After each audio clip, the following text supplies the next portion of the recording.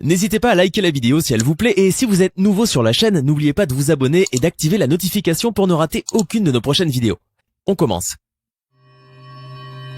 Vous aussi vous détestez éplucher la mangue ?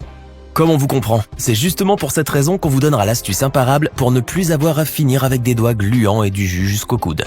Commencez par couper votre fruit dans sa longueur en essayant de frôler le plus possible le noyau, pour laisser le minimum de chair dessus. À savoir que le noyau de la mangue se trouve dans la partie la moins large, alors essayez de couper autour. Prenez ensuite un verre à eau qui soit solide, épais et dont les bords sont assez fins. Placez votre morceau de mangue sur le bord du verre et appuyez délicatement dessus pour faire glisser le fruit et ainsi séparer la chair de la peau. Et le fruit finira dans votre bol sans que vous ne soyez sali.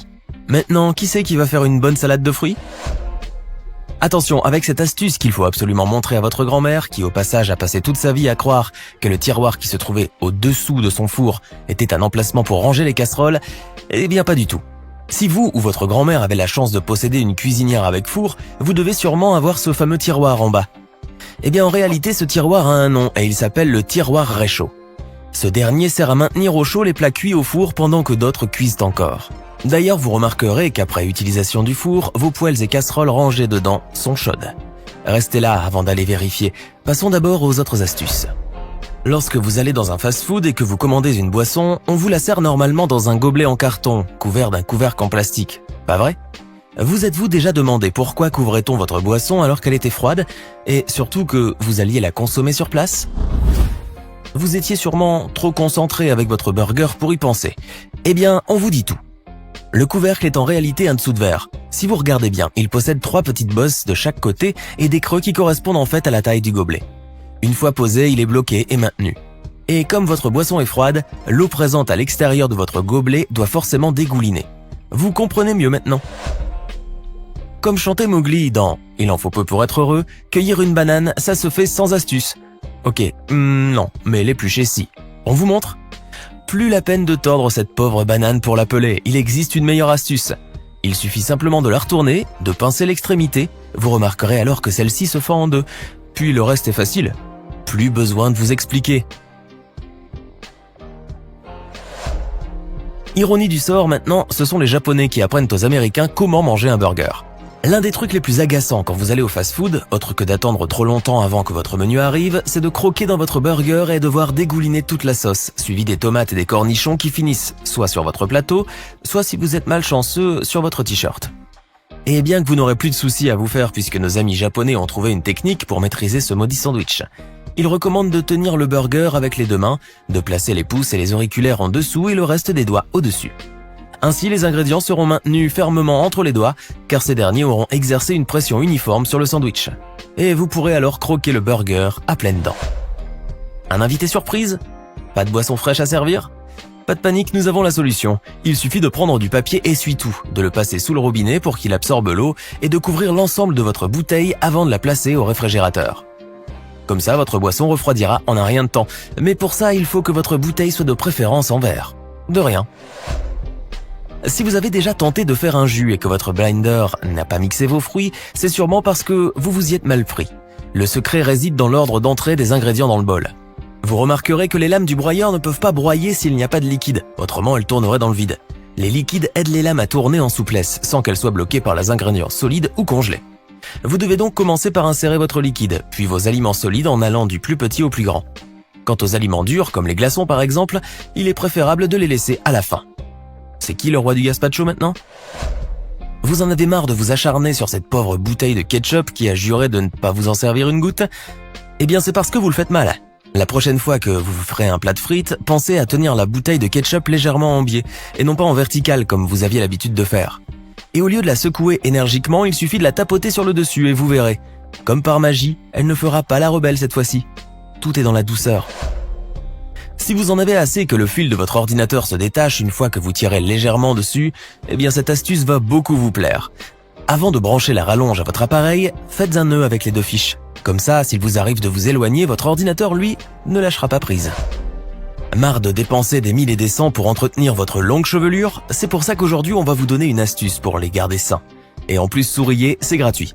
L'un des innombrables faux pas que l'on fait avec nos cheveux est de se peigner la crinière en commençant par la racine et en progressant vers le bas.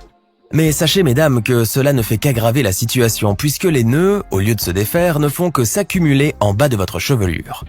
Ce qui fait que vous forcez davantage sur les pointes qui, au final, se retrouvent toutes cassées et coincées dans votre peigne. Non seulement les cheveux restent emmêlés, mais c'est encore pire qu'avant. Commencez plutôt par peigner à la pointe des cheveux, puis progressez vers le haut jusqu'à mi-longueur avant de passer le peigne à partir des racines. Merci qui ?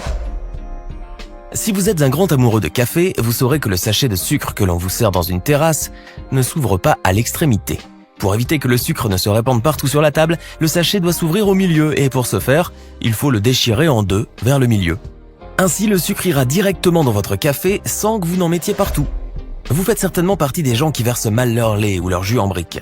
Vous versez votre lait en plaçant le bec vers le bas, de telle sorte à ce qu'elle soit le plus proche possible de votre bol. Sauf que vous en mettez quand même partout, n'est-ce pas ? Ceux qui savent vraiment le faire versent le lait en plaçant le bec de la brique vers le haut. Le liquide se verse alors dans le verre sans éclaboussure. Qu'est-ce qu'on aime les grenades, elles sont fraîches, juteuses, sucrées mais en même temps tellement difficiles à éplucher. Savez-vous pourquoi ? Eh bien tout simplement parce qu'on n'a jamais épluché les grenades comme il se doit. En vérité, il existe une technique imparable pour venir à bout de ce fruit. Commencez par retirer les extrémités de la grenade, ensuite par fendiller les côtés avec un couteau aiguisé. Au-dessus d'un récipient, séparez légèrement tous les côtés mais sans pour autant les dissocier les uns des autres. Retournez le fruit puis à l'aide d'une spatule ou d'un bâtonnet, tapotez légèrement dessus. Vous verrez que comme par magie, tous les grains se mettront à tomber en pluie. Au bout de quelques secondes, votre grenade sera vidée et il ne vous restera plus qu'à la savourer. Oui, je sais, c'est révolutionnaire, mais en même temps, fallait y penser. La pizza froide du lendemain n'est jamais agréable à manger, mais lorsque l'on n'a pas le choix et que l'on a un creux, il faut savoir faire avec les moyens du bord pour la rendre moelleuse. Et bonne nouvelle, comme moyen de bord, vous n'aurez besoin que d'un micro-ondes et d'un verre d'eau. Normalement, lorsque vous faites réchauffer une pizza au micro-ondes, elle en ressort très dure. En revanche, si vous insérez avant un verre d'eau dans le micro-ondes, la vapeur de l'eau fera que la pizza en ressortira moelleuse. Peut-être plus moelleuse que la veille. Pensez-y. Attention les filles, aujourd'hui nous allons briser un mythe. Si vous comptez sortir tiré à 4 épingles, il faut déjà que vous sachiez comment les mettre correctement.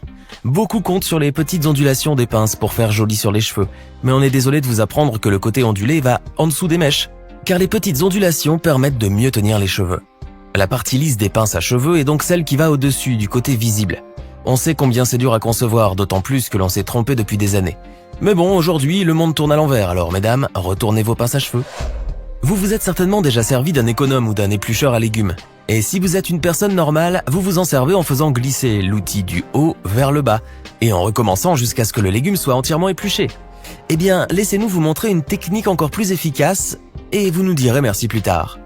Eh bien, il suffit simplement de faire glisser l'éplucheur du haut en bas, puis du bas vers le haut et de recommencer jusqu'à ce que le légume soit entièrement épluché.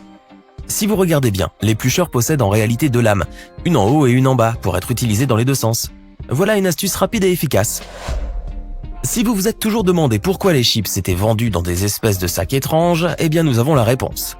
Ces sacs sont spécialement faits pour être utilisés comme des récipients pour vos chips. Non, ce n'est pas une blague, regardez.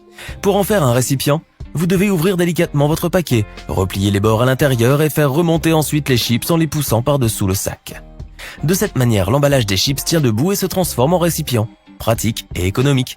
Et c'est là que vous vous demandez comment avez-vous fait pour ne pas y penser bien avant. Alors étonné ? C'est normal, nous l'avons été autant que vous. Laquelle de ces choses vous a le plus surpris ?